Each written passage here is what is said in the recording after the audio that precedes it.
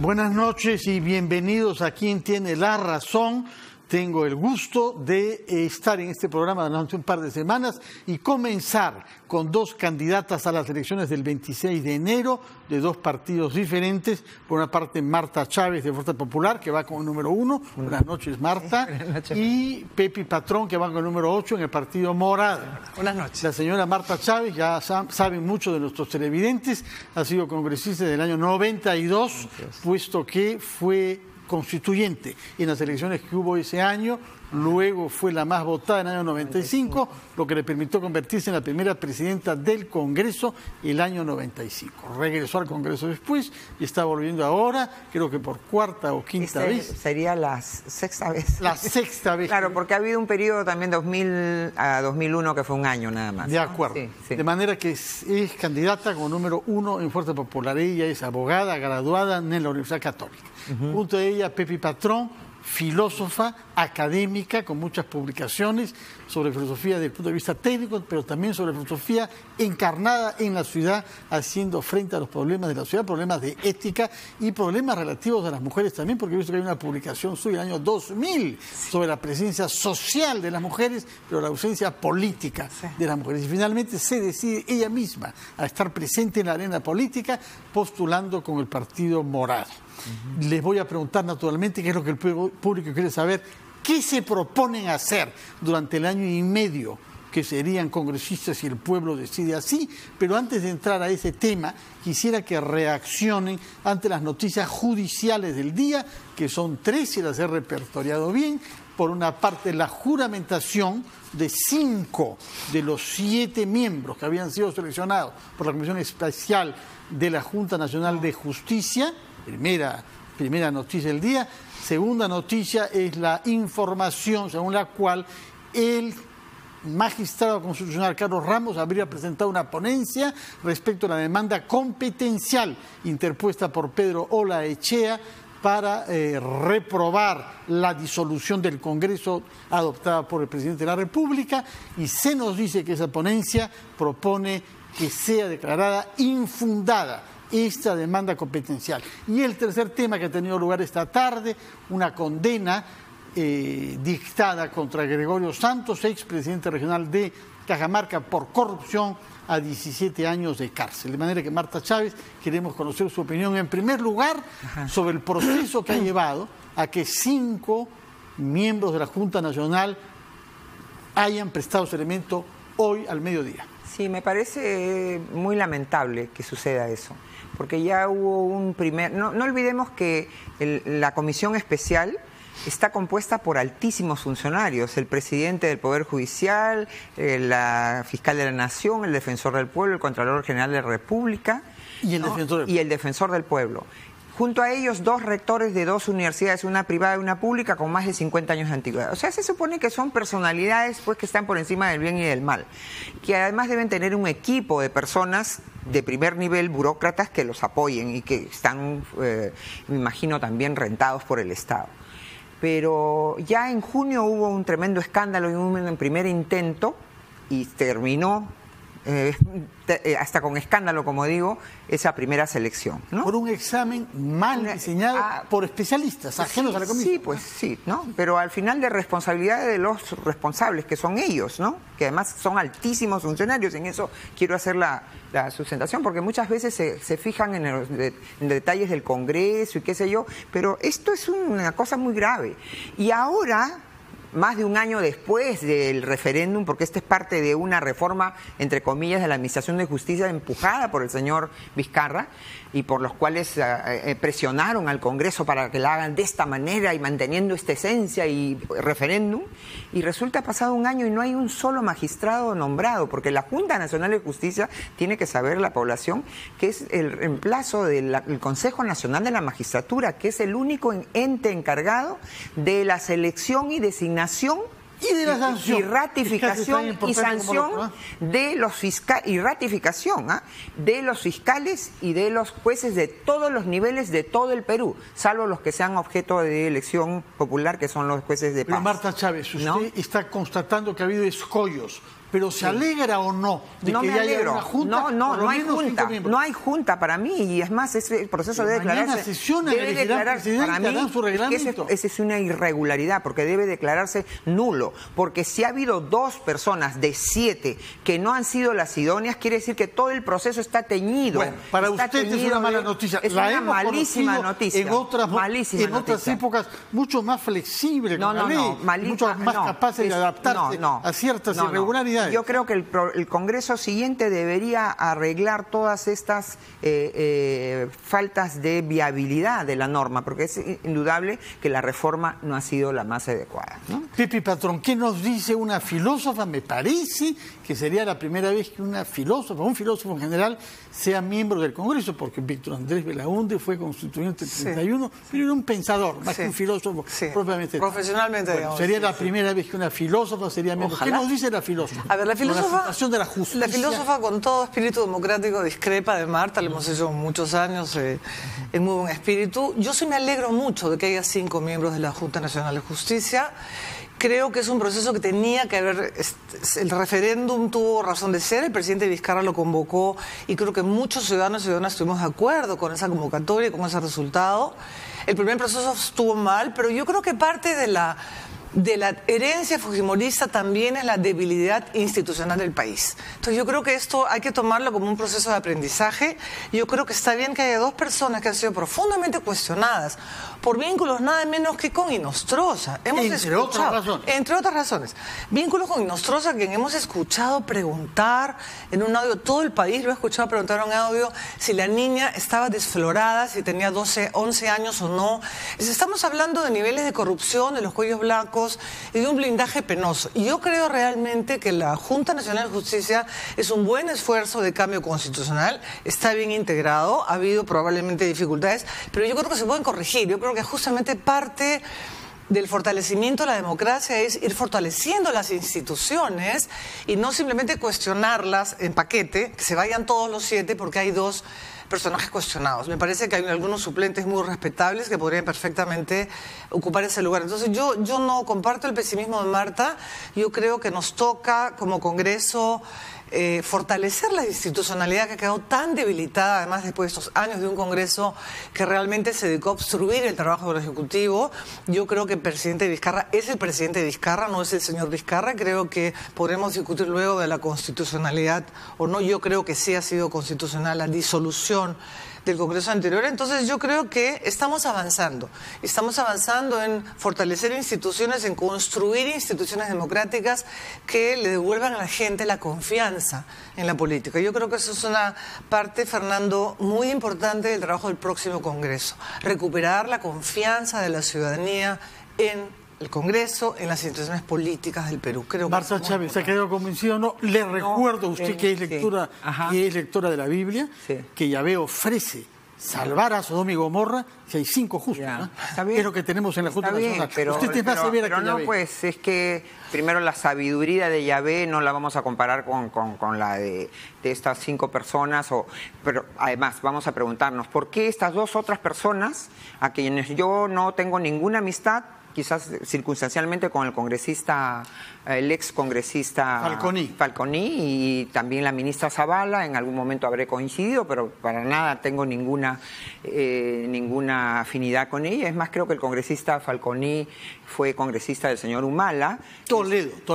O del señor Toledo, ¿no? Mucho, pero que han sido aliados pues del señor Humala, como ahora el señor del Partido Morado también, Guzmán, ha sido viceministro y muy vinculado a la señora Nadine Heredia, ¿no? Entonces yo creo que la debilidad de instituciones a la que se refiere Pepi no es del fujimorismo. El fujimorismo recibe un país quebrado y, por favor, ya tenemos suficiente edad como para nosotros no decir que éramos chiquitos pues en ese momento y no nos dimos cuenta de que el Perú el año 90 estaba quebrado, tomado por el terrorismo, era inelegible para todo, no tenía un solo turista, un solo dólar.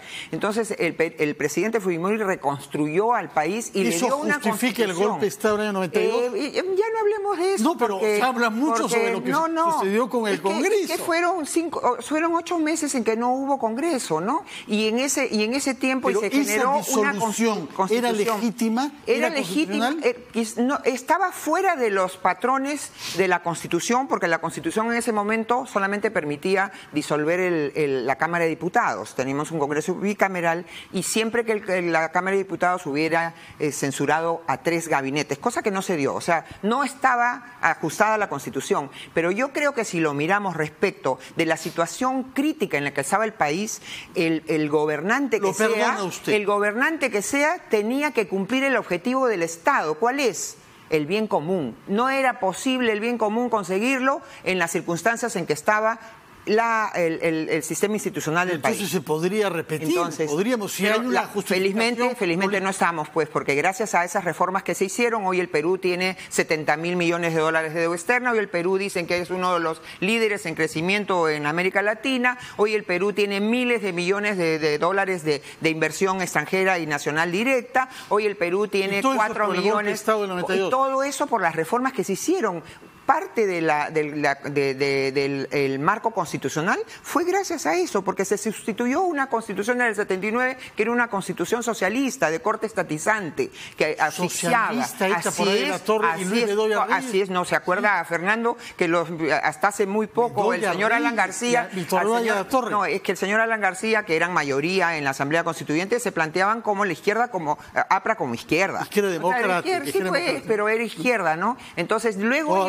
son miembros de la Internacional ahora. Claro, difícilmente pero ellos han... Es de izquierda, ¿no? Bueno, pero ellos han revisado su posición y después de decir hay que cambiar la Constitución, ya es una Constitución que ha cumplido 26 años. Hemos comprendido su punto. Es que me ha desviado de la pregunta por lo del 5 de abril. Vamos a ver qué nos dice Pepe Patrón sobre esta ponencia presentada por el magistrado Carlos Ramos y luego regresaremos con usted. Pepe Patrón. Bueno, obviamente tenemos una evaluación distinta de lo que se hizo en el país después del 92. Yo sí creo que fue un golpe de Estado, como muchos lo creímos en ese momento. Yo sí creo que había un debilitamiento enorme de la institucionalidad democrática, jurídica, corrupción de los medios de prensa. Es decir, yo creo que no asistimos a una reconstrucción en forma del país. Sin duda era un país quebrado, un país atemorizado por el terrorismo, pero creo que se podrían haber hecho las cosas de otra manera, tanto así que incluso se quisieron tumbar el Tribunal Constitucional de ese momento para garantizar la tercera reelección, ¿no es cierto? Que al final el presidente se fue y renunció por fax. En fin, eso ya pasó, pero yo no creo que podamos decir que eso fue bueno para el país.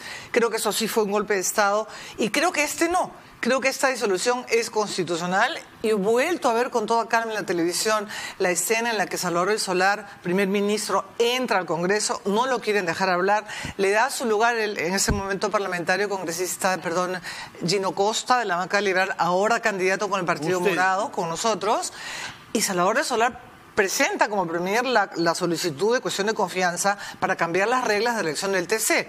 Se va e inmediatamente proceden a la elección del miembro del TC, entonces ha habido de facto y estoy revisando el artículo 174 de la Constitución, que precisamente dice que se puede disolver el Congreso cuando hay una doble negativa, y yo creo, y muchos en el Perú creemos que eso ha sucedido, y por eso es cuando hablamos de un golpe de Estado, y en ese sentido creo que el jueves 9, me parece, discuten en el TC este jueves, la ponencia de Carlos Ramos. Yo creo que Carlos Ramos es un constitucionalista muy serio y debe tener buenos argumentos, y yo creo que es una buena oportunidad para dejar que el país siga consolidándose institucionalmente, que ya dijo la presidenta del TC que sea lo que sea que digan ellos el jueves, el proceso electoral sigue, lo cual me parece muy bueno, y creo que este Congreso tiene 16 meses para continuar las reformas pendientes y dejar el suelo parejo para una democracia al 2021. Marta Chávez, presumo que no la ha convencido la filósofa una vez más. Por supuesto que no. Notas. Sí, por supuesto que no. Supongo que no será la ponencia. Que felizmente que es filósofa,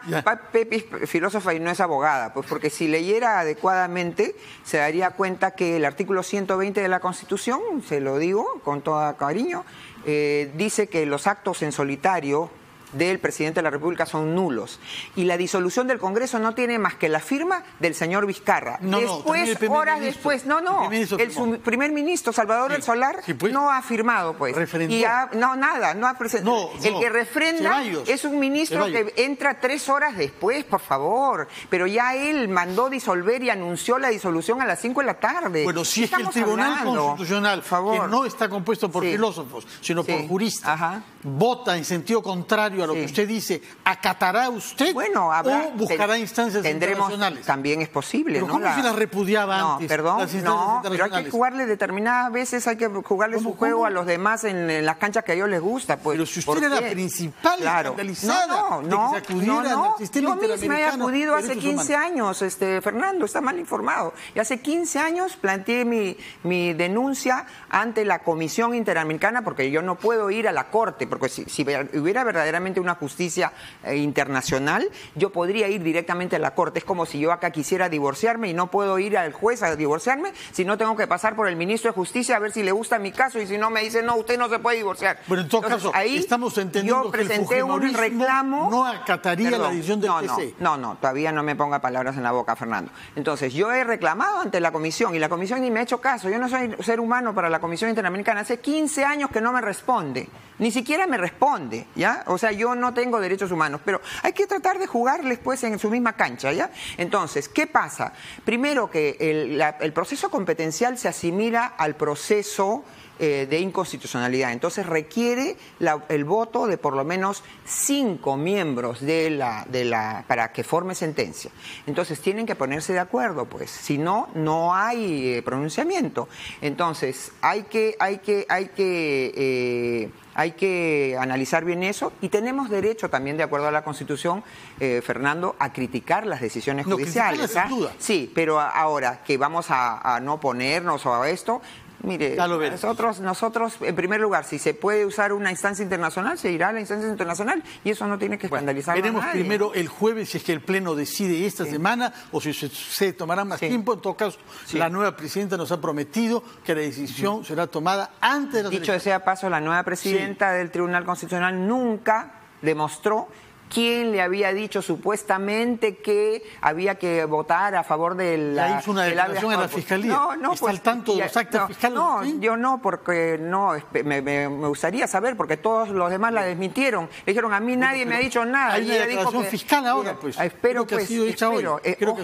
Ojalá que termine diciendo algo, ¿no? Señora Patrón. La señora Marta Chávez parece que es reticente a aceptar la autoridad del Tribunal Constitucional, criticar el fallo, Fernando, y apelar a otros. No me coloque cosas que no he dicho. No sea usted mi intérprete, porque no es así.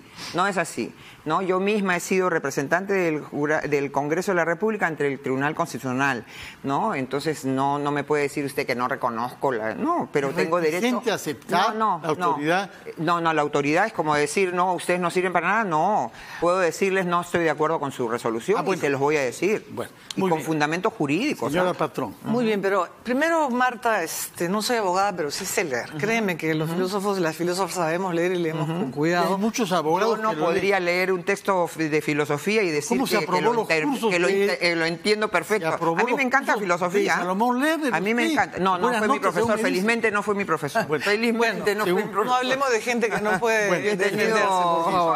En todo caso, yo he leído con cuidado la Constitución y yo sí creo que es constitucional, y me parece sorprendente que Marta ahora diga que podría recurrir a instancias internacionales cuando el gobierno de Fujimori quiso retirar al Perú de la competencia de la Corte. Lo retiró. Entonces yo creo que hay que jugar. Tú dices que se puede uno acomodar a las reglas del otro. No, uno siempre tiene que jugar con las mismas reglas, sea en política, sea en filosofía, sea en la institucionalidad, y sobre todo en la democracia. Las reglas tienen que estar bien claras, la cancha tiene que estar bien marcada, y yo creo que hay que acatar lo que el tribunal diga. Yo creo que ha sido constitucional, y creo que el presidente Vizcarra está dando muestras de estar actuando, que se refrendó 5 horas o 4 horas más tarde. Me parece francamente una formalidad de abogados, porque el país estaba trabado, había un pleito entre el legislativo y el ejecutivo que no íbamos para ningún lado. Entonces yo creo que se ha respondido a un problema real, no es arbitrario, no puede ser el plan máximo de algunos partidos llegar al Congreso para vacar al presidente de la República. Me parece muy poco serio. La propuesta nuestra será contribuir continuando la reforma política, la reforma del Congreso, la lucha anticorrupción, el tema de género, el cual seguramente discutiremos más adelante. Entonces yo creo que no es responsable decir, ahora estas reglas de juego sí me gustan y antes no me gustaban. Eso es una posición de principio que a mí me corresponde como filósofa y académica. El tiempo corre y hay que acelerar. Antes de hablar sobre su previsión, sobre su trabajo parlamentario, ella ha introducido el tema de género. Y se le atribuye tener una cierta reticencia también frente a este concepto. En el castellano no hay género para las personas, pues en el castellano, y nosotros hablamos castellano, hay sexo para las personas. Género tienen las cosas y género tienen los animales. ¿Yo es porque tengo sexo masculino que uso corbata? Hay sexo masculino y sexo femenino que se representan en algo tan Pero la corbata sencillo, que yo uso, ¿por qué es? Porque tengo sexo hay mujeres masculino. también. No desvíe. Género, ¿no? Déjeme aclarar esto. De repente para usted el tema de la corbata es importante. No, Para pero mí, es típico de los hombres, ¿no? Lo que es importante es el ADN. En las células de las personas o somos mujeres o somos hombres, ¿no? Tenemos esa impronta, hombres o mujeres, por lo tanto tenemos sexo femenino o sexo masculino. Ahora, el género es una mala aplicación del término inglés. Gender significa sexo y por eso es que hay fiestas. Yo acabo de estar en Washington porque tengo una ahijada que salió embarazada y entonces me invitó a su gender reveal party. ¿Qué significa? Donde se revela el sexo del niño, que ella no lo conoce, es una fiesta muy bonita y lo saben. Entonces, ¿por qué no hablar de igualdad de oportunidades entre todos los seres humanos, la dignidad del hombre? ¿Por qué quieren meter género? Porque ahí cabe pues hasta el que quiere casarse con la computadora, el que se siente niña, el que se siente anciano. Por favor, somos hombres o mujeres y entonces tenemos que respetarnos como seres humanos. Y yo tengo una fundamentos, además de los fundamentos intelectuales, tengo fundamentos también de fe. Y entonces, para mí, en lugar de estar hablando de esas etiquetas que son muy tramposas, para mí son tramposas, hablemos de hombres y mujeres. Pero Jesús no hablaba mucho sobre estos temas. Hablaba de igualdad. Se interesaba en el amor en general. Y tuvo una actitud sumamente tolerante. Hablaba de hombres y mujeres, ¿no? Ahí no hablaba de género, hablaba de hombres y mujeres, niños y niñas, hombres y mujeres. Entonces hablemos así, con propiedad, no estemos inventando señora cosas. Patrón, me imagino que no comparte esta visión basada en su fe y en otras convicciones, incluidas sobre todo intelectual, no necesito mi fe en realidad, pero la tengo también, ¿no? Obviamente no comparto lo que dice Marta, obviamente hay posiciones discutibles, pero nacemos hombres y mujeres, por supuesto. Yo tengo 2 hijos varones y yo tengo 2 hijos varones. Sin embargo, lo que la palabra género, el concepto de género simplemente quiere indicar es lo que se espera socialmente, culturalmente o políticamente de ser varón o mujer.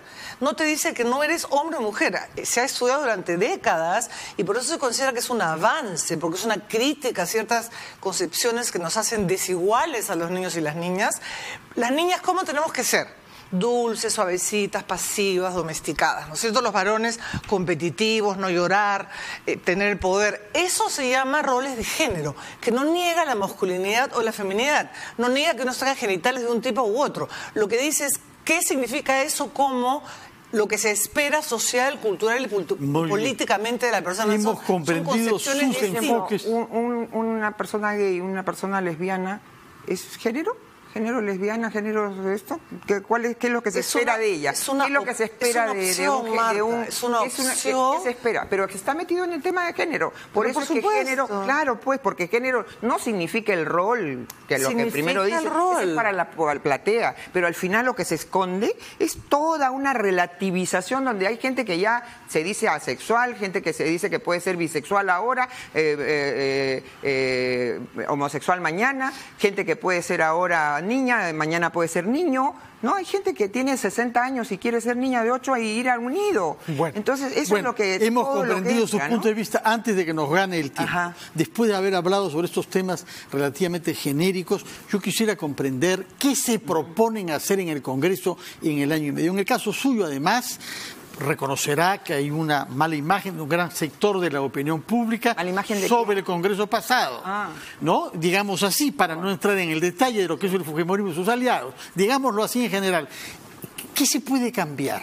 ¿Qué se debe cambiar? Si usted influye en su bancada y en el Congreso, ¿en qué sentido quisiera ejercer esa influencia? Me bastaría, Fernando, defender el orden constitucional, porque la Constitución, que es la ley más importante, contiene valores. El Perú es un país de personas creyentes, con distintas fes, pero creyente. Es una persona que defiende la vida desde la concepción. Es una Constitución que recoge también el reconocimiento al matrimonio y a la familia natural como instituciones básicas de la sociedad, el derecho de los padres a intervenir en la educación de los hijos, el libre emprendimiento, pequeño, mediano, micro, grande, la propiedad privada. Esas cosas están recogidas en la Constitución y eso es lo que hay que defender, porque el proyecto que tiene el señor Vizcarra, y que claro, es la continuidad del gobierno del señor Humala, del cual el fundador del Partido Morado ha sido gran persona de confianza de la señora Nadine Heredia, entonces es más de lo mismo. ¿Segura de esa información? Sí, absolutamente, por favor.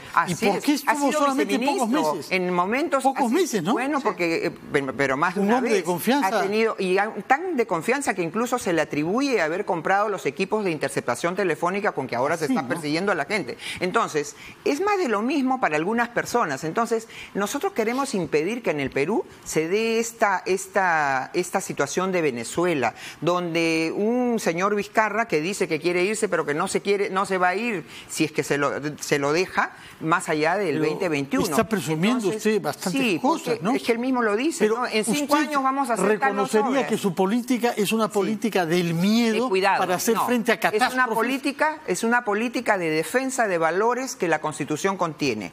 Ahora, si es necesario reformar, y además nada nos garantiza, Fernando, que el primero, segundo, tercer mes de este nuevo Congreso el señor Vizcarra otra vez con los argumentos filosóficos de la negación fáctica nos vuelva a disolver. De repente con Pepe vamos a estar...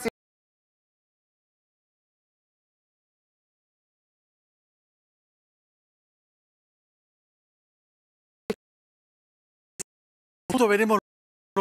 Pueden trabajar en 16 meses. El Partido Morado se ha tomado la molestia de hacer una propuesta de 48 puntos, que obviamente no son 48 propuestas legislativas, sino de las 3 funciones del Congreso, que son representar, legislar y fiscalizar. Creemos que la labor de fiscalización del Congreso puede ser muy importante. Por ejemplo, en el tema de la violencia de género, hay comisarías, hay fiscalías, hay centros de emergencia y no funcionan. Hemos batido el récord de feminicidio y hoy día ya tenemos el segundo. Sí. Perdón, pero si va a fiscalizar y le va a pedir a la ministra del Interior, a la ministra de la Mujer que hagan su trabajo, eso va a ser obstrucción, porque eso es lo que se ha dicho. Si va a querer... Ahora, yo preguntaría, ¿la inmunidad parlamentaria, sabe, Pepe Patrón, a quiénes se les aplica la inmunidad parlamentaria? Sí, al general Donaire, entre otros. Al general Donaire y a Mamani, por ejemplo. ¿A quiénes se les aplica la inmunidad parlamentaria? A los congresistas, Marta. No solamente a los congresistas. Tampoco. Yo sé que no son los congresistas, estamos hablando del Congreso. Al presidente de la República. No, el presidente de la República tiene otro tipo de inmunidad. La inmunidad parlamentaria se le aplica además por extensión, porque lo dice la Constitución, a los miembros del Tribunal Constitucional y al defensor del pueblo. Ahora, yo estoy hablando del Congreso, yo estoy hablando del Congreso. Si estudias un tema de la inmunidad parlamentaria, lo mínimo que se puede hablar es también de la inmunidad presidencial. Entonces, por coherencia, por consistencia. Que quería llegar ahí. Claro, pero no lo piden pues porque ellos son más de lo mismo. No, quisiéramos terminar, estoy seguro, los 3 hablando de la madre de todas las reformas, que es la reforma educativa. Así. ¿Qué piensan sobre la ley universitaria y la manera como viene siendo implementada por la SUNEDU? Marta Chávez, bueno, usted que es profesora universitaria. Sí, así es. Yo he tenido mis observaciones y fui parte y abogada de los congresistas que planteamos una acción de inconstitucionalidad, porque nos parece que en la ley universitaria, y eso se ha agravado más con un decreto de urgencia que no debía darse, ¿qué le parece? Que ataca la autonomía universitaria. Pero ya el TC contestó que no. Ya eso es cosa juzgada. No, hay varias cosas y que inclusive ahora, reitero, están en el decreto de urgencia,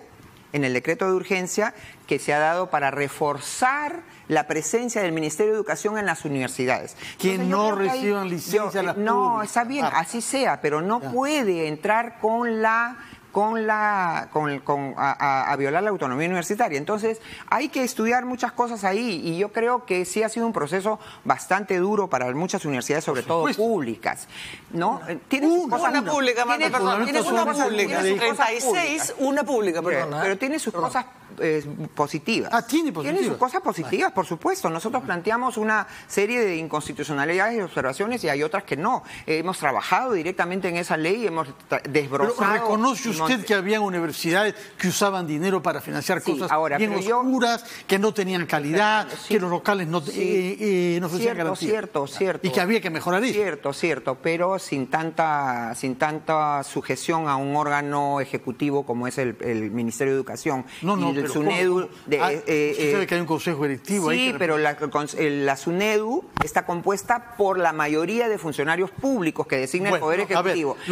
Pero el tema no queda ahí, Fernando. El tema va...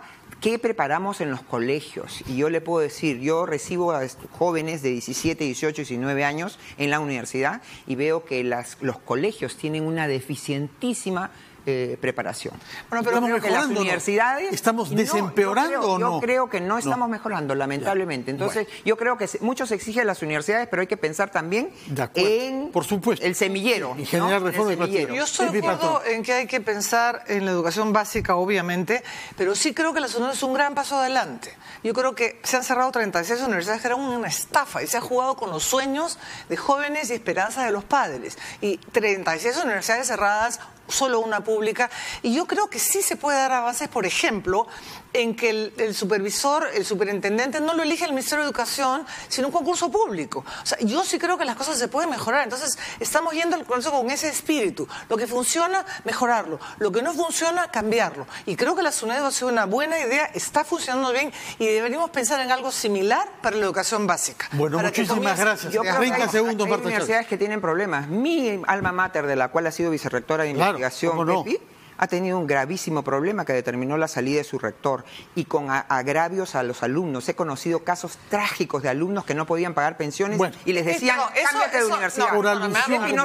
Pepi no sabía de eso. Yo no sabía. Entonces, ella no sabía. Entonces, pueden haber problemas en otras universidades que no se resuelve cerrándolas. Pero no se habla de eso al momento de cerrar el programa porque no me está dejando el derecho a defensa. Es un tema complicado, Marta Chávez. Bueno, en fin, le invitaremos otra vez para hablar sobre el caso particular de la Católica, de la que no reniega usted. No, es mi alma mater. Por favor, los profesores. Me alegro de escucharla, Marta. Yo no sabía. No la reconozco ahora, la universidad. Tú sabes que yo no sabía. Tú sabes que yo lo he escuchado. Muchas gracias por su presencia, que ganen los mejores y que vivamos el próximo 26 una fiesta democrática que restablezca la confianza de los ciudadanos en un Congreso que no nos ha dado siempre. No va a ser mucha fiesta porque es una parte de una medida de fuerza. Marta Chávez, no nos quite la alegría de creer en la democracia viva que se renueva con el acto electoral. Muchísimas gracias por su presencia, buenos días y que tengan una muy buena campaña electoral ustedes dos. Hacemos una pausa y como no hemos podido hablar sobre Cajamarca ni sobre Gregorio Santos, lo haremos con Marco Arana después de la pausa.